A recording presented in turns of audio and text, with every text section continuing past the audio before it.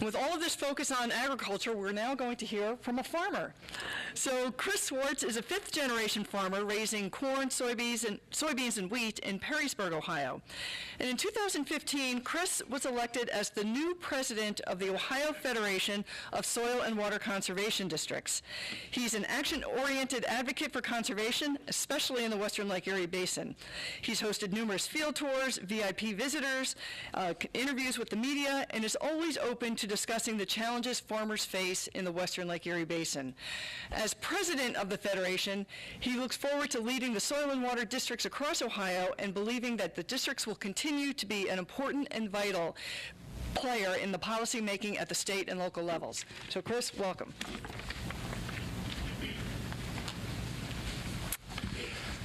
I'd like to say I'm happy to be here today, but every time this group comes up here, I get a significant weather event. And I've had 3.5 inches of rain in the last 3 days, 2.5 last night. And Congresswoman, I drove around this morning, surveyed my farms, and my word was crap. I mean, it's just distressing to me as a producer that all my good work, goes out the window a lot of times. So, so if you come back next time, bring sun. Like Gail said, I'm a fifth-generation farmer. I've been farming 35 years, I guess.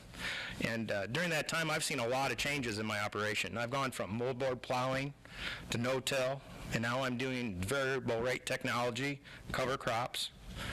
And something else has changed in that time. When I started, my measure of my success as a farmer was simply how much my ground yielded, how much I hauled off that ground. When I started no-tilling, that kind of changed. My measure included how much soil am I losing, and I was balancing those two. Now my accomplishments, I gauge them by how many nutrients I'm losing to the waterways and my soil health. And they're really hard to balance all those. But to accomplish my yield and water quality goals, I start with a 4R plan. I'm grateful that I work with a 4R retailer. For me, the 4R program hits all the marks. Agronomically, economically, environmentally. I think it's the basic step for all farmers and retailers in the watershed. I think that's what they can and should do. The other way I'm working for water quality is conservation practices on my ground.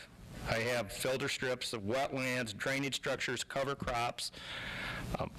Some of these were cost shared, but a lot of them weren't. But for all these practices, the first instance of those practices on my ground were through my Soil and Water Conservation District and usually an NRCS program. And that's why I'm really excited about NRCS's commitment to this watershed, because I think that's going to put conservation practices on more farms, and those farmers in turn will adopt those practices on greater and greater acres. We have a lot of strong soil and water districts in this area, and they're working on the challenge, partnering with NRCS and the state and agribusinesses on this water quality challenge. They're excited to be part of a local-led solution because they know what works for me in Wood County may not work in Hardin County or Williams County, but they're ready to get at it.